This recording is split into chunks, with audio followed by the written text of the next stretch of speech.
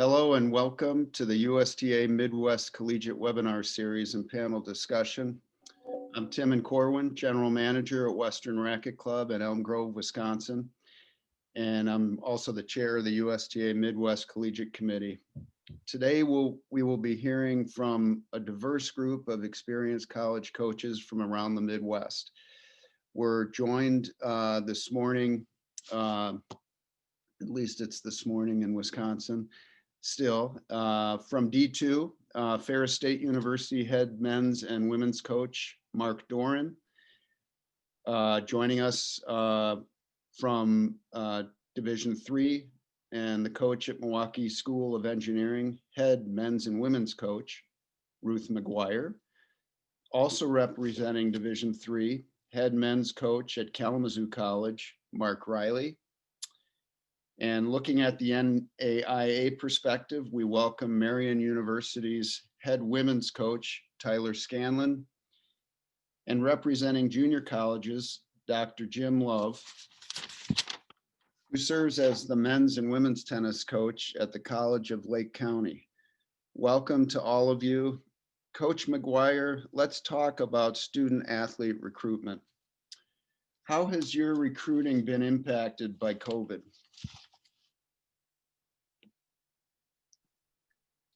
Well, Tim, and first of all, thank you so much for allowing me to participate in this panel discussion, and I'm looking forward to hearing what everyone has to say about all the subjects that we're looking forward to today so that I can learn as well. The recruiting chain, due to COVID has been kind of twofold. So I'll talk about the incoming class of 2020 first. It affected it in that some students made the decision not to come because they wanted to stay closer to home. I had 2 recruits from Spain who were concerned about not being able to get back should the situation change. So that was a shame.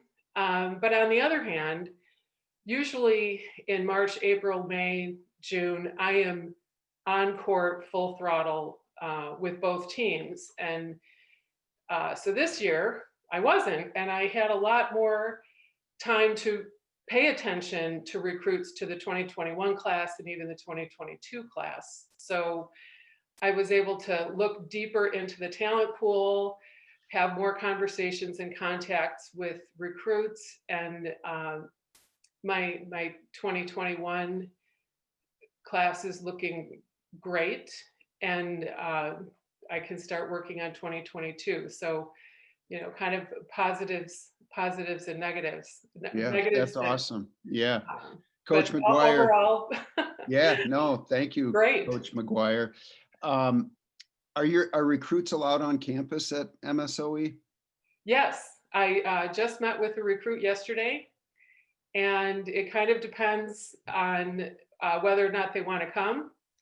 But the admissions is handling on-campus tours, and I've met with several recruits on campus and with their parents. It's cautiously normal at Milwaukee School of Engineering right now. Oh, nice, awesome, thank you. Great intro to our subject. So I guess I should have kind of framed the discussion. So we're talking with the coaches about the recruiting and how COVID has or has not impacted their recruiting strategies and what a snapshot of recruiting looks like on their campus. Coach Riley, same question. What's it like at Kalamazoo College, and how has COVID impacted your methods? All my players live, to piggyback off what was already mentioned, all my players live in the community. So we're all online right now. But the silver lining of COVID is normally we're practicing in the fall. I've been able to travel a lot, day trips, watch a lot of high school tennis. Earlier in the quarter, in the term, we we did not have visitors on campus, but the last month or so, we've had visitors. The admissions people meet. We meet at the admissions building, and our student athletes take tours, and then we can visit in a particular area, mass, socially distances. So there's a lot of information for our visitors, what the protocols are. So that's gone really well, and everybody's super flexible because earlier there would be no visitors on campus. So things are looking pretty good. And of course, all of us, as we go along, there's more rules and there's more different things coming from our particular health department. So we have to, I got an email this morning talking about some of the new protocols in the state of Michigan. Thank you, Coach Riley. I guess for both you and Coach McGuire on D3, as parents contact you or you have conversations with your recruits' parents, are there questions that are more specific to COVID, do you feel like, or are you getting the same kinds of questions about field of study, opportunities to play and develop as people? Have the questions been more health focused in general, or wouldn't you, what's your experience been so far?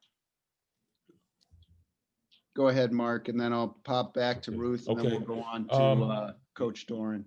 I think it's been really very normal, but part is what we've always, what the academic piece is going to be like, what the culture of the team is like, what the coach is like, what what some of the dealing with alums and what the feel of the school would be after graduation, all those typical things. But I think typical now is safety questions. What is online schooling like at Kalamazoo College or other schools? When are we going to get back to normal? Which is a question is, we don't know that, obviously. So there's a lot of this, it's much the same, but then part of, I believe, and everybody's probably going to get there, is the safety aspect and how we're dealing with COVID is going to be a question too. Thanks, Coach Riley. Coach McGuire, any final comments on recruiting at your experience so far with dealing and communicating with parents?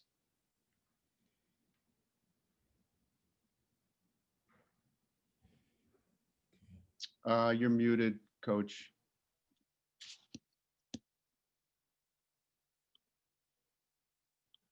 Tara, can you unmute Coach McGuire?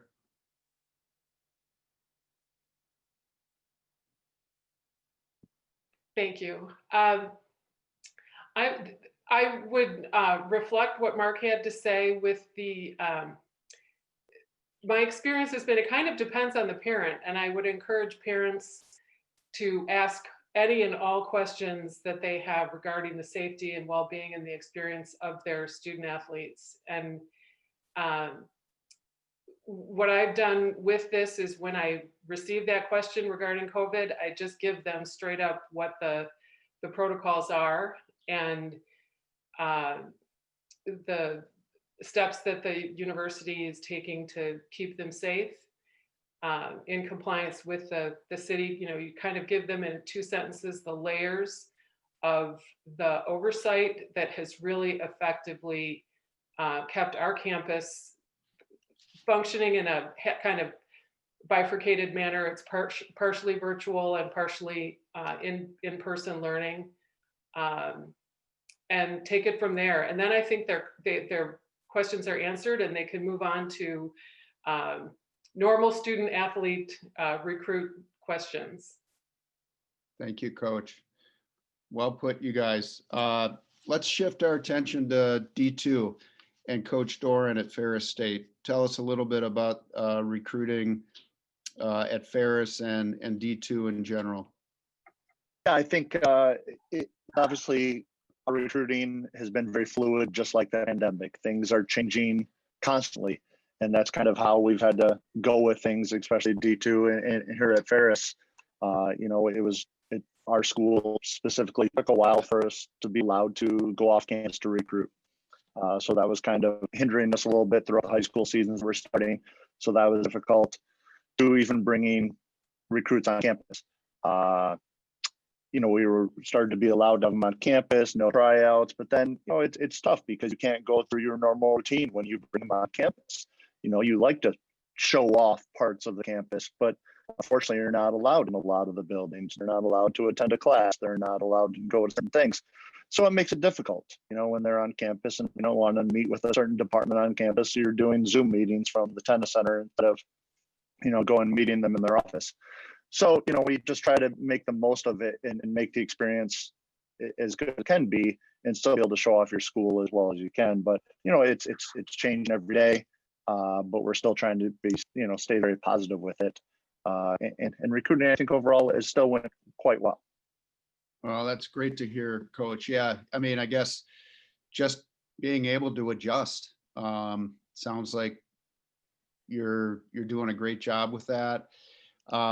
Being a coach at a school that can offer athletic scholarships, I mean, have you found it more challenging without an opportunity to see the recruits interact with professors or with other players, and maybe they can interact with your team?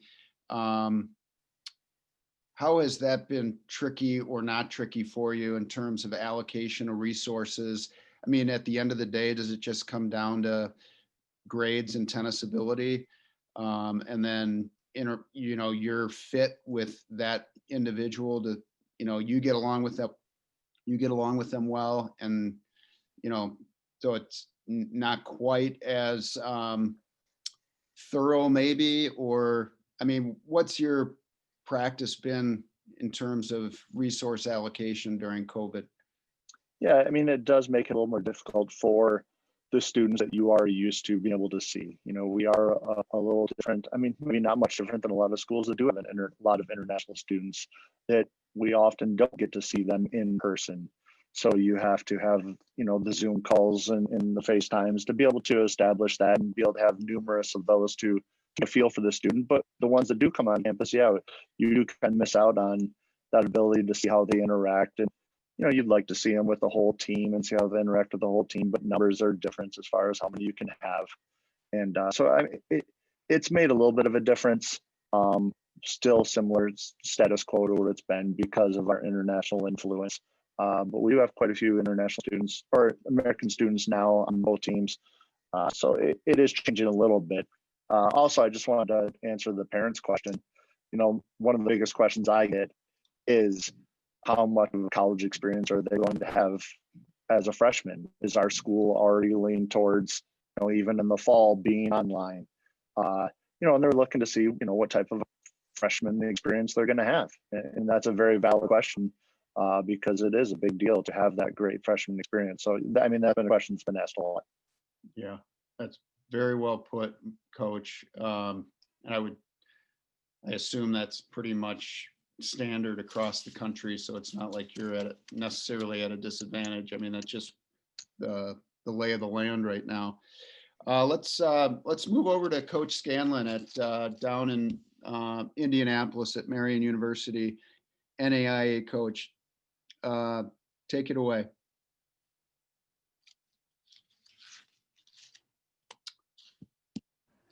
Okay, there you go. Just got unmuted. So basically, I feel like the recruiting with COVID, I mean, just more protocols, trying to stay safe, wearing masks and everything. I've seen, I mean, I feel like I've had a lot more players reaching out to me instead of me having to reach out to them. With programs getting cut or where the NCAA is kind of with that extra year, they're not sure if the scholarships are going to be available. So we've got quite a few players that have been telling me that, and we've been able to have them on campus. And my big thing was just kind of waiting until our first day of practice to start having the players on campus. So we were able to get through our season and everything. So my big thing was to try to have them hit in with the team, and just see how they kind of meshed with the team. Because we had, I mean, real strict policies and strategies, everything set up to prevent us from any COVID spread or anything like that.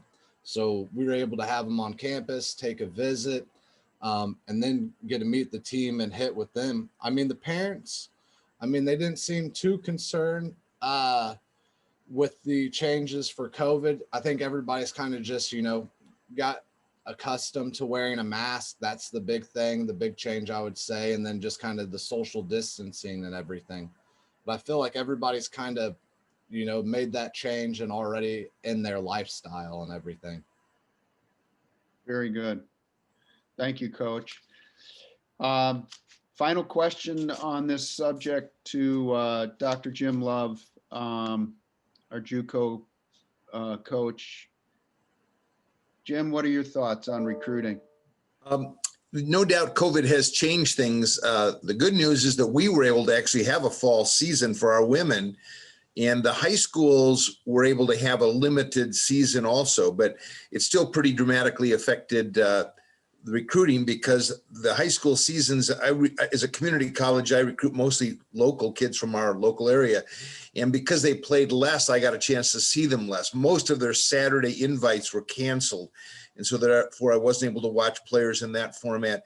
And the state tournament was canceled. And so that was a big recruiting thing for me to be able to go down and watch players at the state tournament and talk to parents.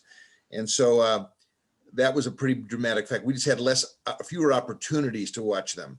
And the same thing is with parents, because parents weren't allowed to come to most of their matches. I had fewer opportunities to talk to parents also.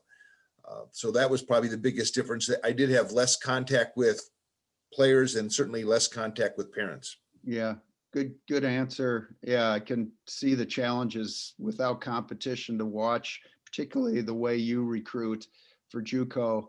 And so what's been your method? Are you relying then more on coaches' recommendations, like high school coaches getting in touch with you because they know your track record?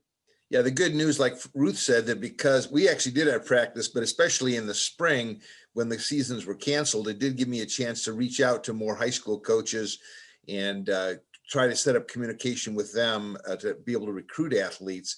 But they've even had limitations because of the fact that they've done less competition this fall.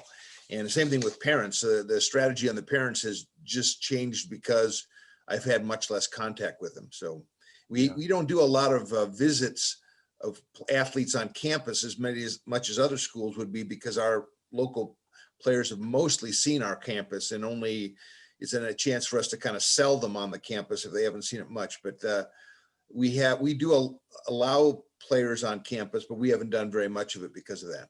Yeah, that makes sense. Thank you very much. The next question is also a recruiting question, and it may be a short answer from you, Coach Love, but what tool do you use aside from putting your own eyes on a player to assess, a tennis specific guideline to assess whether a player can play for you?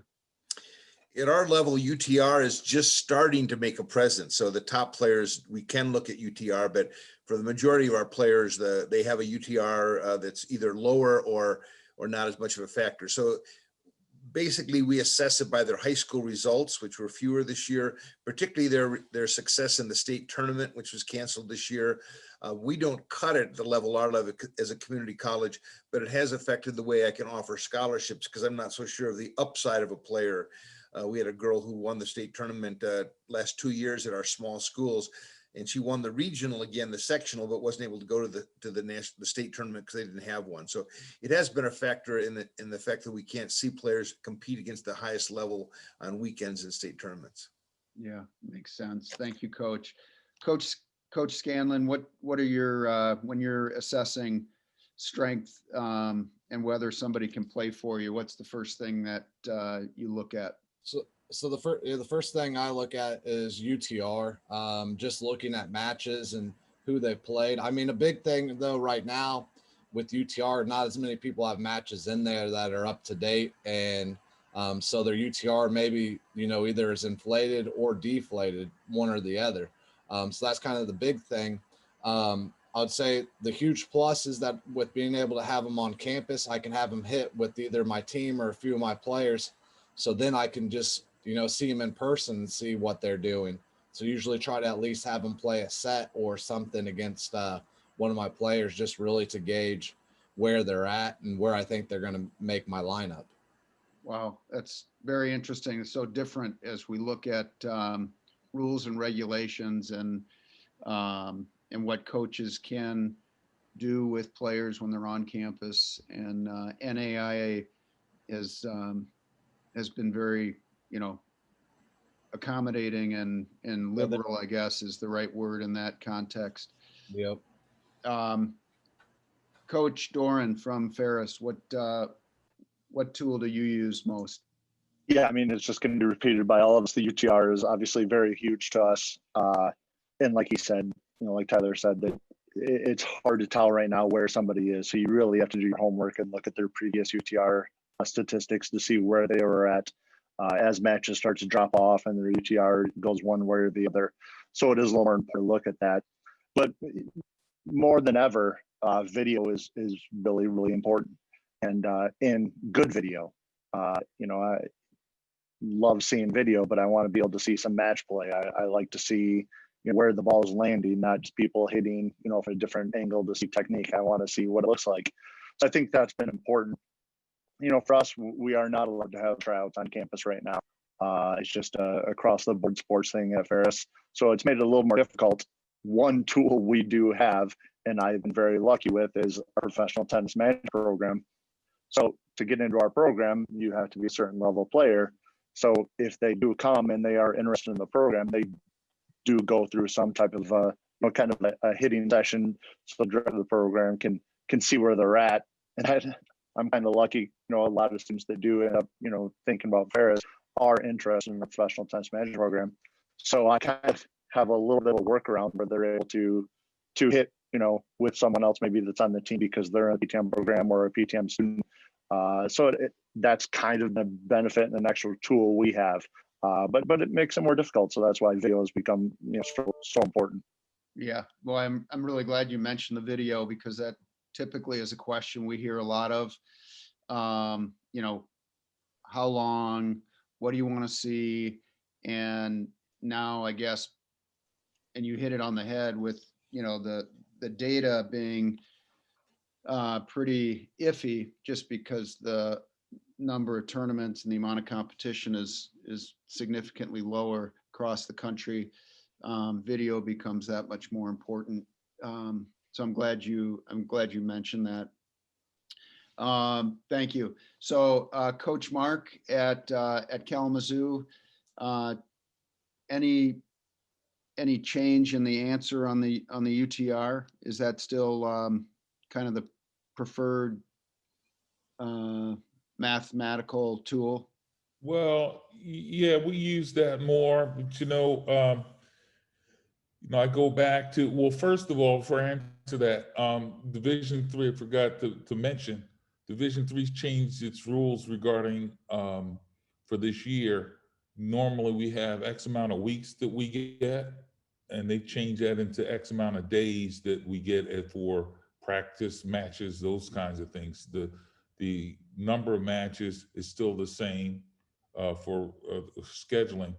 But I think it's really, I really like that. We tried that in the Ivy League when I was at University of Penn years ago, where you have X amount of days that you get to have practice. And I like that because, you know, sometime in Division III, there could be a speaker on campus and, you know, 7 out of your 10 guys aren't going to come because they're going to a talk. So I like the idea. It gives us more flexibility. When you don't have a weekend, when you decide to give the team a weekend, you don't have to use that whole week. So that's something that's changed. And who knows, that could be something that's good for Division III down the road.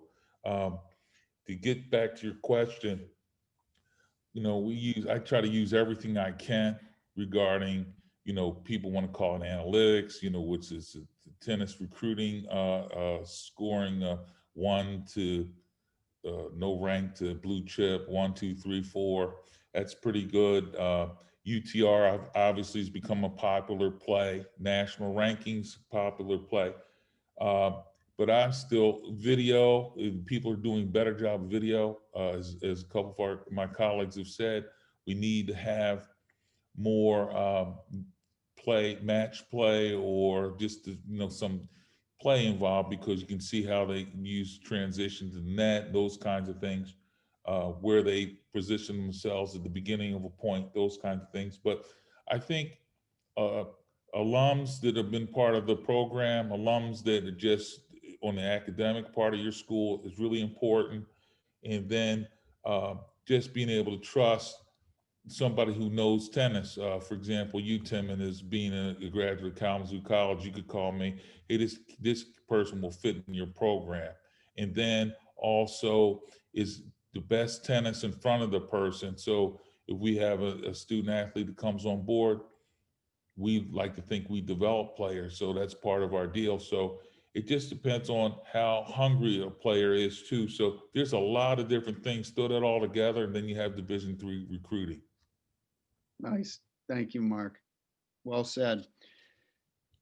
Coach McGuire, kind of final thoughts on analytics and how you evaluate whether somebody can play for you at MSOE. Well, first of all, they have to be really good at math. So that kind of limits my recruiting. I echo the UTR. I'm starting to learn how to navigate that and seeing that, and then the video, and you take the UTR and you look at the video, and sometimes I've got a young man who's coming to me next fall where the UTR and the video are out of sync. He's clearly a much better player than his UTR. He hasn't been able to have the matches. The creativity in some of the video, I have a recruit that I really want this player to come and play for me. Everything was shut down. He couldn't get onto a tennis court, so he sent video of him working out in his basement. And I was so impressed with how fit he was. And then he was hitting against a soccer retrieval net in his backyard. And I'm like, holy smokes.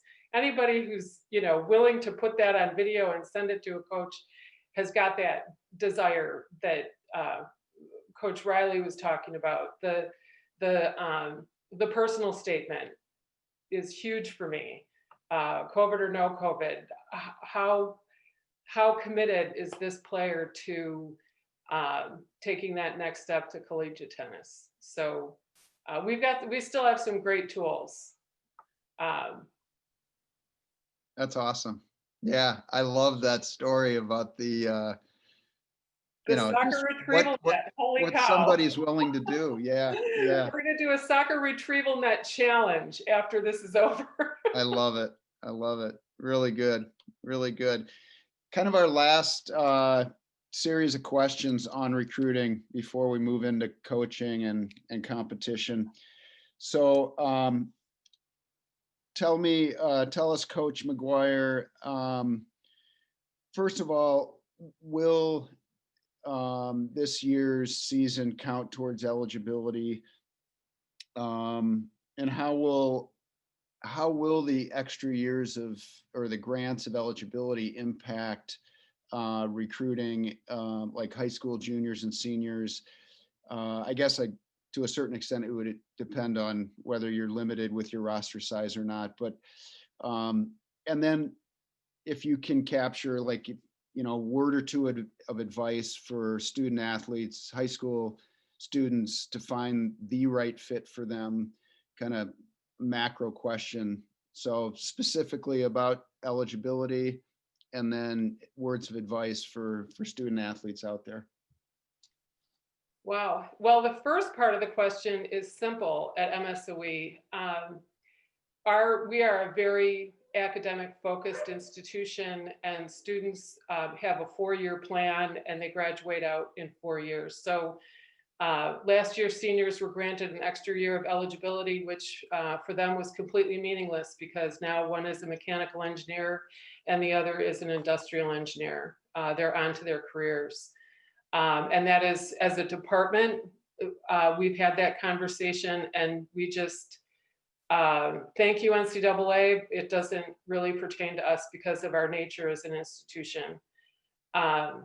So juniors and seniors coming in, we're here and available, and the turnover of the roster is, you know, when you see, I think we have, well, we have several seniors on both teams.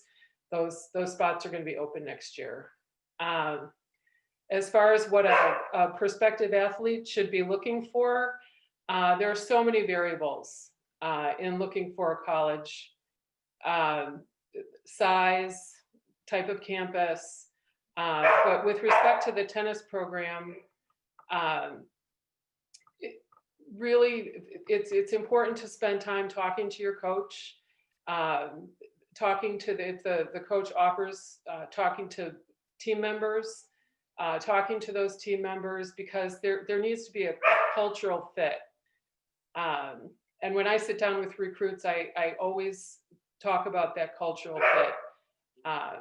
I'm the parent of a college athlete. She's through her collegiate experience. She had a wonderful experience.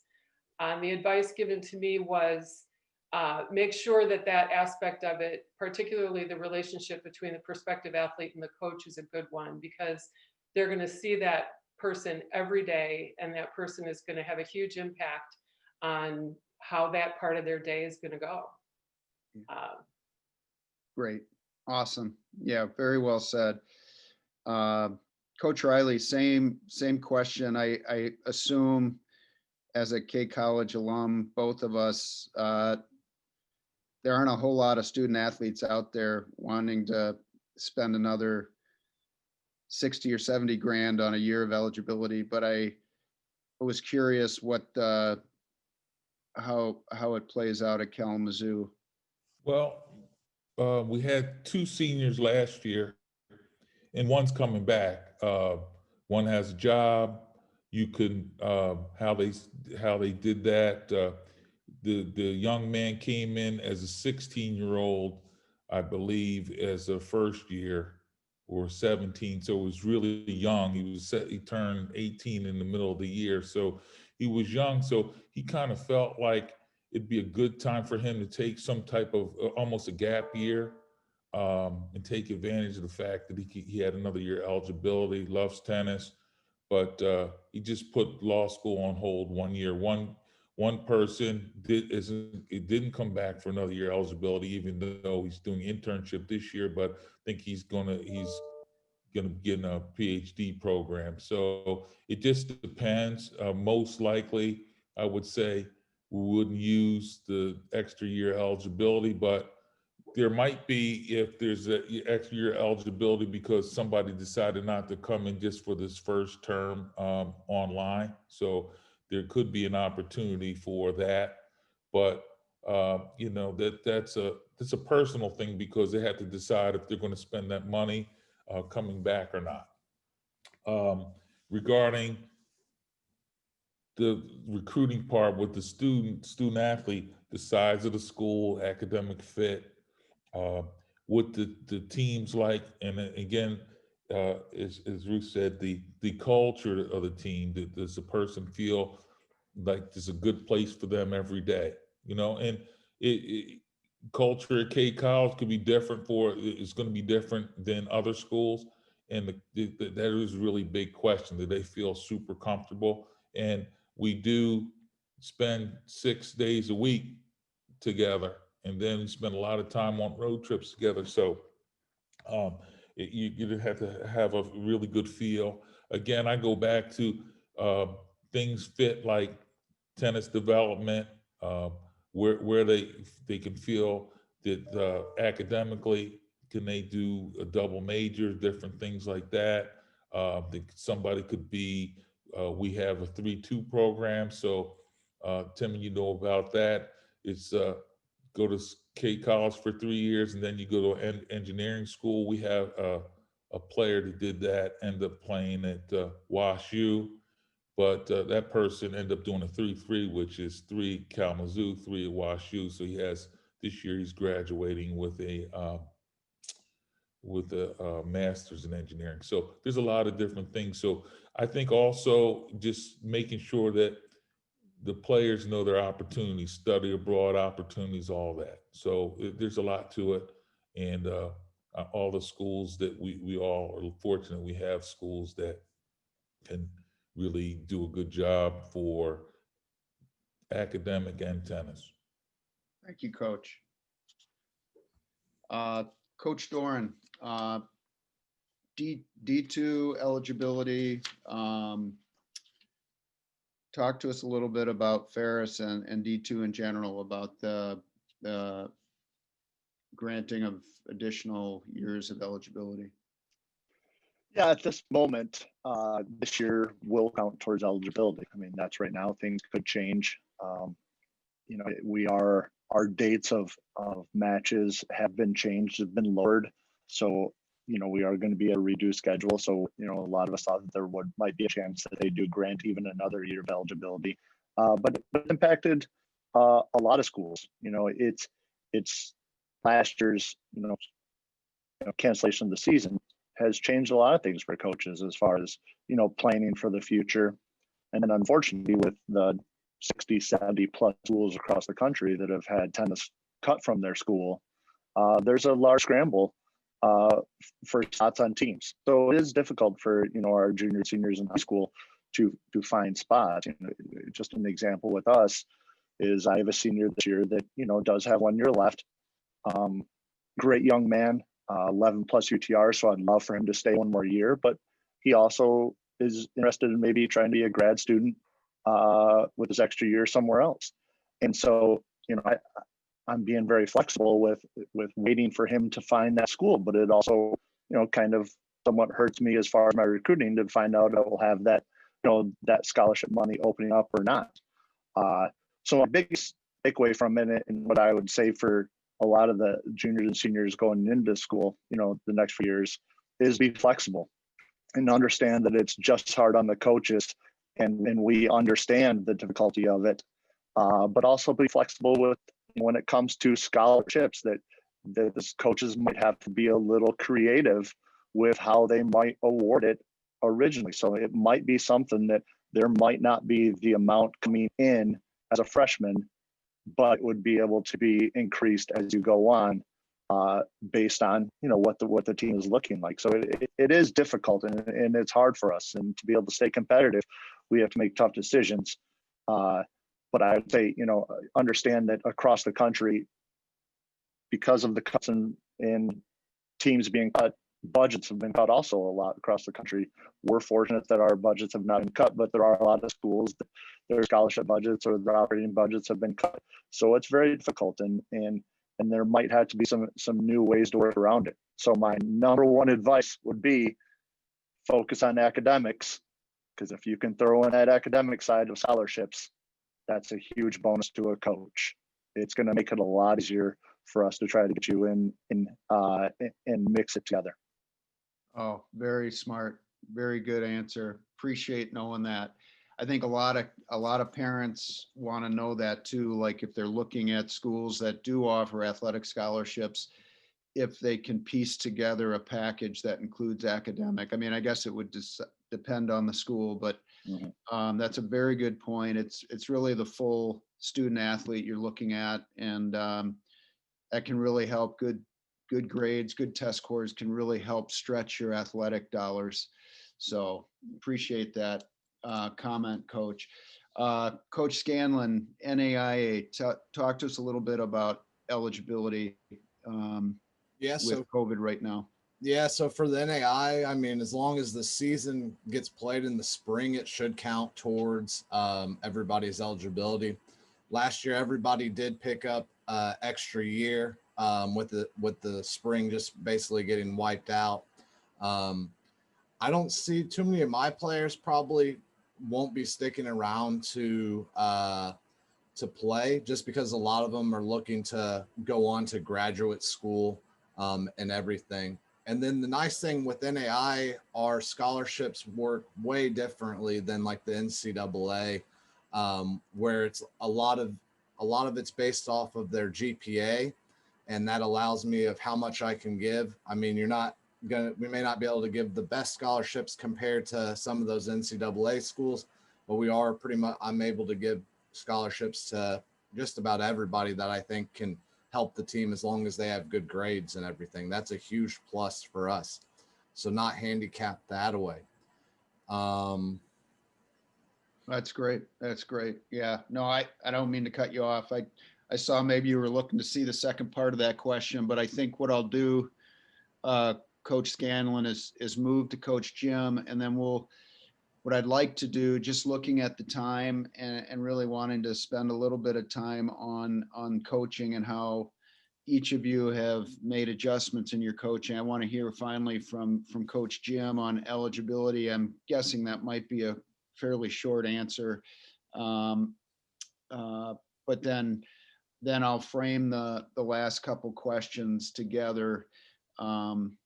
But again, Coach Scanlon, didn't want to cut you off if you had anything that you'd like to add on advice for student athletes. The only advice I would give is just start reaching out to the coaches as soon as possible. If you're interested in their school, you should be reaching out to them. So if you're a junior now, I'd start reaching out, or even in sophomores, just trying to get on the coach's radar. So that way, if they're at the same tournament you're participating at, that way, then they can come watch you play and everything. Awesome. Well said. Thank you, Coach. Coach Jim, JUCO eligibility. What do we need to know about that? Well, interestingly, the Junior College Athletic Association has decided that all athletes this will not count as an eligible year for them, regardless of whether the season was played partially or completely or not at all. So all of our sophomore or second year athletes will get another year to come back if they choose to. That'll be interesting to see how that works out. Because the spring season was canceled, we would have had probably one of our strongest men's teams ever. But our number 1 and 2 players who were sophomores who had played as freshmen are going to come back and play for us this year. So that's going to give us an even stronger team. It does affect high school recruits a little bit, because with the potential for kids coming back again, they might look towards maybe playing lower on a team than if they were if those other players weren't there. But on the other hand, it's been kind of attractive to them too, because they know the team is going to be stronger if we can have players play longer. So that's a little different than most. But our players this year are going to be able to not count this year, whether we have a season or not. Wow, very interesting. Thanks for sharing that. Let's talk about coaching during the pandemic and kind of tying the 4th and 5th questions together. And I'll just kind of frame the question for all the coaches. 1, how has the pandemic impacted your coaching routines and practices and your interactions with your players in general? Are there any silver linings to, coaching during the pandemic? Has it changed the way you think about coaching in general?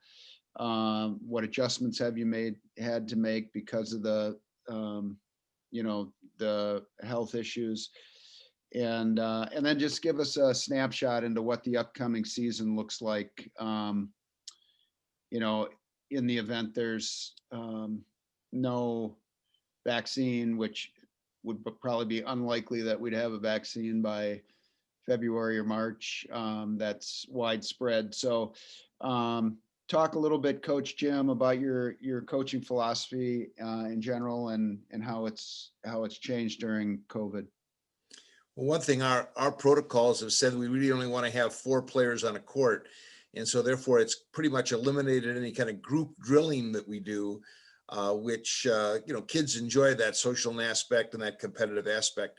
It probably has also meant that we have fewer sort of informal group meetings when you call the players all together and talk about some aspect of strategy or technique. We've had to eliminate that a lot because of social distancing and mask wearing. And that could be, I suppose, the hidden benefit, because they maybe have fewer of those. They maybe glad to have that, but we're definitely more remote coaching and more one-on-one. And even then, we probably interact with the kids a little bit less because we're trying to maintain social distancing and mask wearing and things like that. But those have been the major factors. Thank you, Coach. A look to the spring season. Are you looking at a full schedule? Are you looking at an abbreviated schedule? Same travel as in the past? Any restrictions or any parameters that the conference has put on the coaches in terms of what may or may not transpire? Our women were able to have their season this past fall, but about half the teams probably didn't participate. We were fortunate we were able to eliminate a lot of our travel, which was kind of a problem. Normally we travel in a small van, but they didn't really want us to do that because of social distancing and max. We only ended up having one real travel opportunity where we were in a full-size school bus with the windows open and everyone wearing masks. So that wasn't very much fun. So we'll schedule as many players as we can this spring, and hopefully the travel restrictions will be lessened somewhat. Yeah, thank you, Coach. Appreciate that. Coach Scanlon, talk a little bit about your coaching, how it's changed, what adjustments you've had to make, any, hate to say positives that come out of COVID, but there's always some silver linings in growth and just being creative. What has it been like for you, and what does your upcoming season look like? So basically, we had a set of guidelines that we had to come up to have them check in. Basically, they all have an app that they do every day where they're saying it's asking them COVID questions basically. And as long as they're saying no on all those, that they haven't come across it or any symptoms of it, then they get a green badge. So they had to show that to me. We then did temperature checks before every practice. So I had to temperature check every player, and then basically report to the NAIA that they were all good. And if we did have any players or anything with it, we had to report that as well. So I think the parameters and then everything, we had everybody spaced out basically. We've got 12 benches on the first court, 6 feet apart from everybody. So everybody had their own bench, and they were all able to be separate. And so when I needed to talk to the whole group, they'd go to their seat, and then we would talk to them. So that way they're spread out. So, and I was coaching with a mask the whole time, whether it was in practice or during a match. I always had my mask on because the team rule was everybody had to wear a mask no matter what. So if I'm not following the rule, then the players aren't going to want to follow it either. So I was, just there to set the standard. So that's why I continued to wear a mask. Silver lining. Yeah, I think the huge thing is the team was just excited to be out there doing something. You're not pretty much locked in your house or your dorm room doing your online classes. You're actually getting to see people, real life interaction. We probably had this was probably my favorite year, even with all the craziness and everything. Everybody's wearing their mask, but just to see people in real life get out there and do it, that was awesome. That's awesome. Yeah. And then basically we got our fall season in, and what we did to limit travel is we doubled up on all matches. So you play double headers with that new scoring, no ad and everything. So that was awesome to do. And then by that, we're still allowed 24 total dates in the NAIA. So we only use 4. So we got 20 dates for the spring. We're gonna max that out. The only negative thing is that there's no spring break across the board for Marion. They just canceled it altogether. So we're not going to get to go on our spring break trip down the Hilton Head. That's a little bit of a bummer, but hopefully next year we'll get to go back to that, because that's always an exciting part of our spring tennis season. Well said. Very, very interesting. And I love what you said about just so happy to see other people and be together with a mask and social distance and just feel like a human being. So, very well put. Coach Doran, same question, same series of questions. Yeah, I mean, obviously, just like everyone else, with the protocols and everything, it has changed how we do things. But I feel, as far as my coaching, my number one goal every day has been to try to make it seem as normal as possible. This is their escape away from what is not normal in the world. So my goal is to try to make every day feel like this is what their escape. We can be as normal as possible when we're out there. Obviously, with the protocols with social distancing and stuff like that. But I want them to feel like it's their regular season. I want them to come out and think, oh, tennis is so different now. How we have to do things are different. And, they've already lost their fall season. Things have been difficult. So I feel my coaching philosophy is to try to make things seem as normal as possible. And we try to go with it.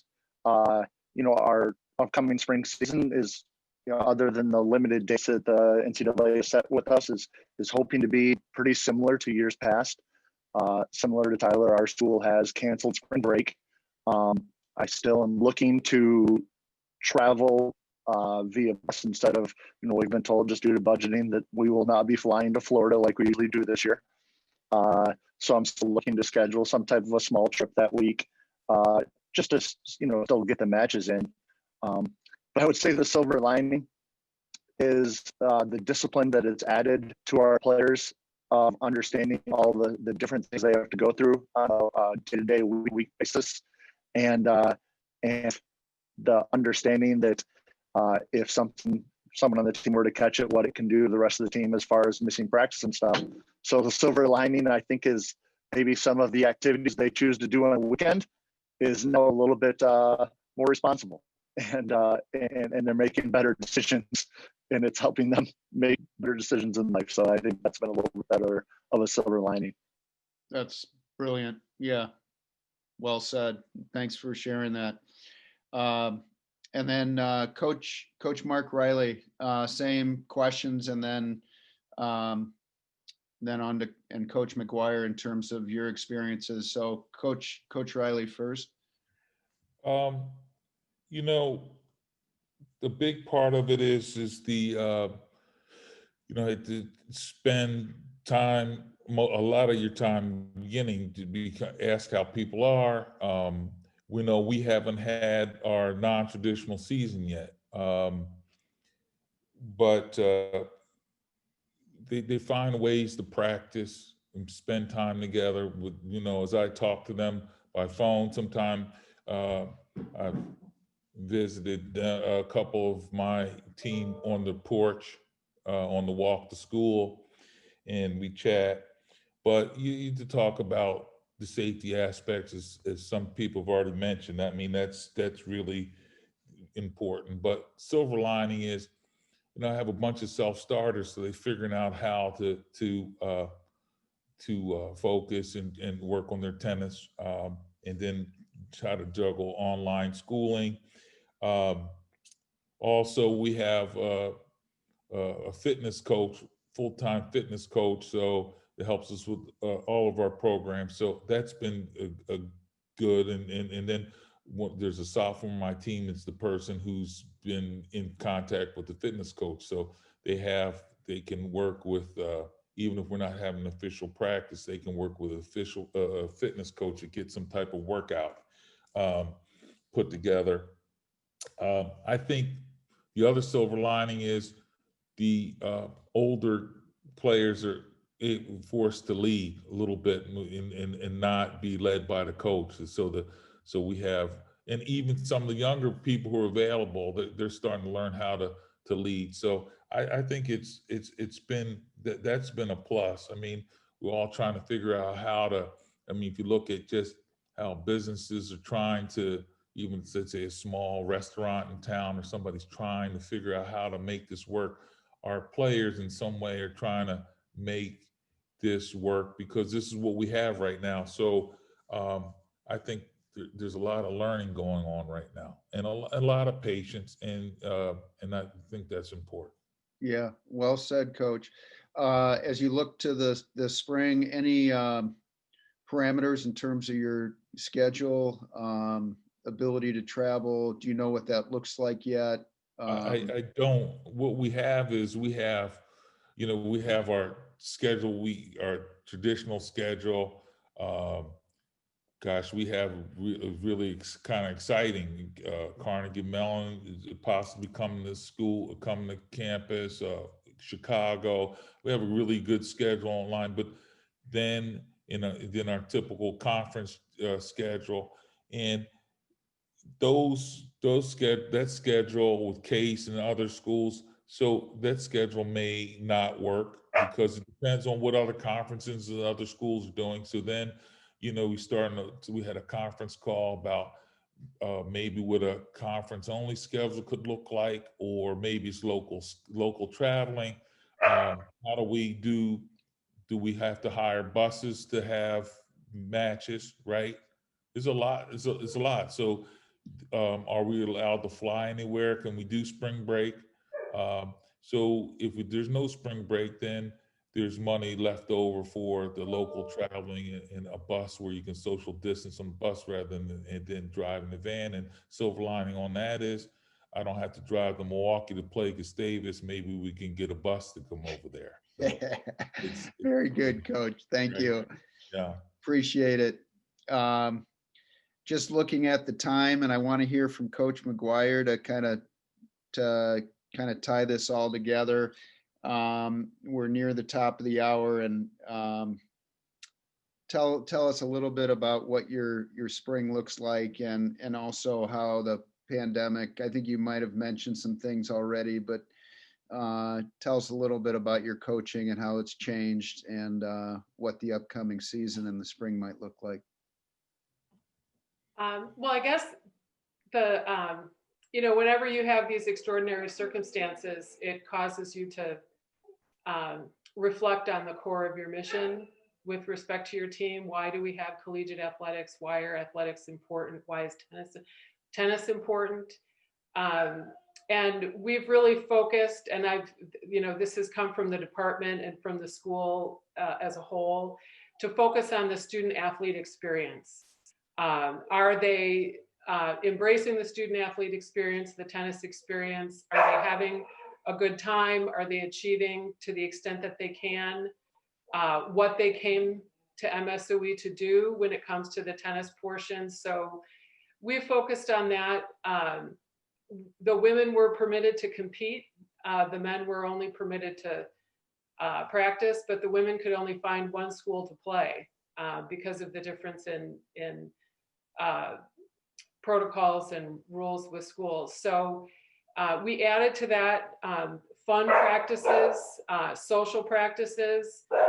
When this is a reality, mask on, mask off. If you can't beat it, embrace it. So I think we did achieve that. I noticed a tension in the beginning of the season. And so I really worked, rather than, I'm a pretty old school person in the way I manage things, do as I say, when I say, and we'll all get along. I gave them a little bit of room there, and made sure that they were comfortable and embracing and enjoying what was going on. So it was perhaps I took a little bit of a step back, and was a little bit less about self and how I run things, and more about my players and team and what they were comfortable doing, what they wanted. As far as the spring, that's another silver lining, because our conference is doubling up.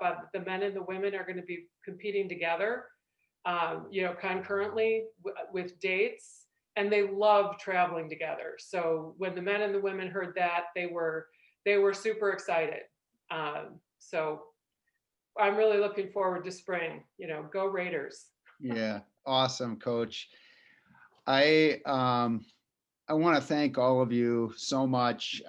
There was one last question, but I think we're at the top of the hour. Our attendees have been listening in and soaking in your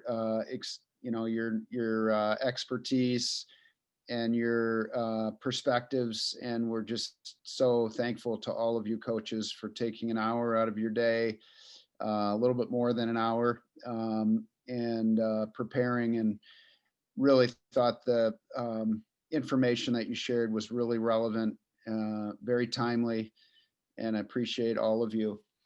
I